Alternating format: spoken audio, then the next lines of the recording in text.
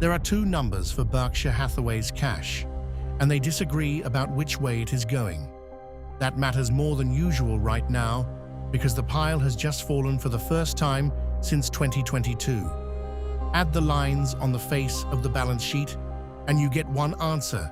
Take the figure the company prints itself and you get another.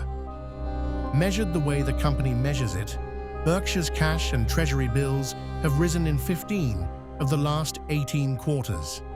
3 of them fell. 2 of those 3 were in 2022. And the larger cost, $51.1 billion of stock in a single quarter. The third is the quarter that just closed. That is the frame Greg Abel's second quarter belongs in. Cash went from $373.5 billion down to $359.2. It fell $14.3 billion. His opening quarter had gone the other way, and this one is the first decline of his tenure.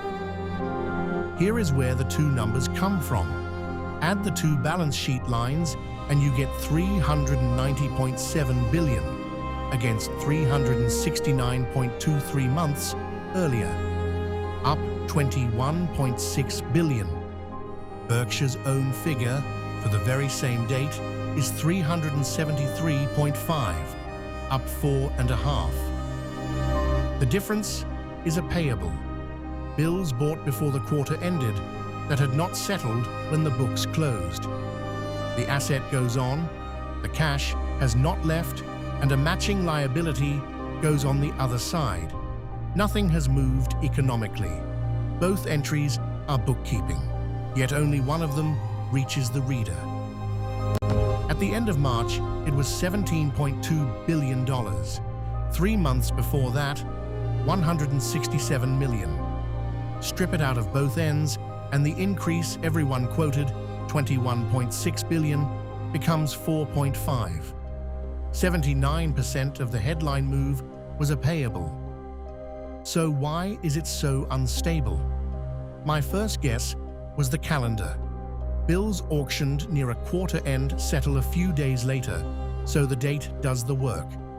I tested it against the Treasury's own auction records, and I was wrong, which turned out to be more useful than being right.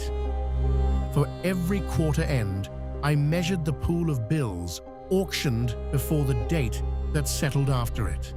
That pool is never empty. It ran between $240 billion and $482 billion. What changes is how much of it Berkshire takes. In the quarter with the largest pool of all, its payable was $167 million. Which means it is not the calendar. It is a decision about whether to buy at the auctions straddling the date, and that decision carries no information about capital allocation at all. What I find odd is that this survives because Berkshire hands you the correction. The error is not hidden. It is just further away than the mistake. Now the comparison that actually matters. In the first quarter of 2022, Berkshire bought $51.1 billion of equities and sold 9.7. Its cash position fell $41.2 billion over the same 3 months, almost exactly $1 off the pile for every dollar of stock bought. June is that same shape at 1/3 of the size. Set the two quarters side by side. In the first, purchases of $15.9 billion against sales of $24.1. So the equity book handed $8.1 billion back to the pile. In the second, purchases of $23.5 against sales of $3.7. It absorbed $19.8 billion instead, a swing of $28 billion in 3 months. The portfolio itself was rebuilt. The reported equity book went from 42 positions to 29. 16 went to 0. Visa, MasterCard, United Health, Domino's, Amazon, and 11 more. Every one of them under $3 billion. But the two largest trades were not in the tail. Alphabet tripled, an added stake worth $11.5 billion at quarter-end prices, which is nearly 3/4 of everything Berkshire spent on equities all quarter. And Chevron went the other way, cut by more than a third out of a top 5 holding. What did not move is the part I keep coming back to. Apple, American Express, Coca-Cola and Occidental did not change by a single share. $151 billion, 57% of the book, untouched.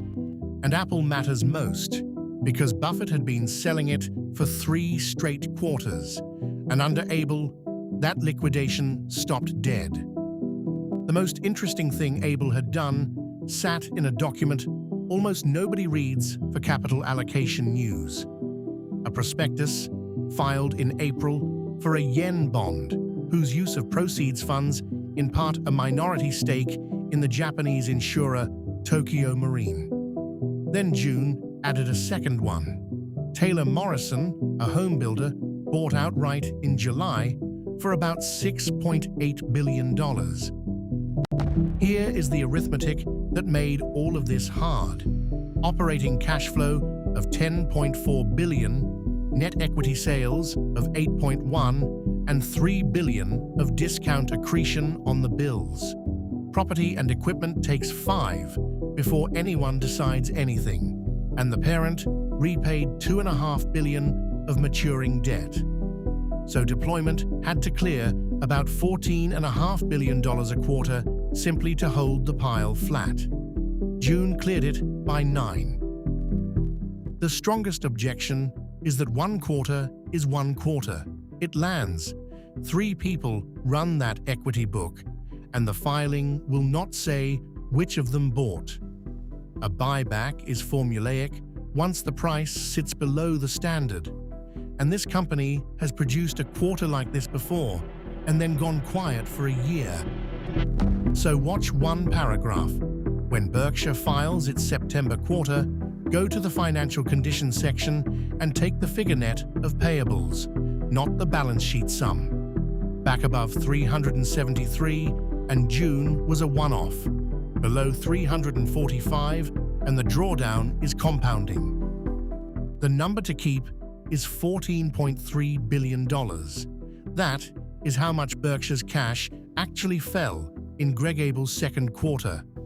Once you strip out a payable for bills bought and not yet paid for, it fell because he spent about $24 billion, most of it on equities and $4.2 on his own stock. I had put the bar at $14.5 billion a quarter before this pile would stop growing, and he cleared it. What would make this wrong is the September filing showing that figure back above 373.5, which would make June one opportunity rather than a change of pace.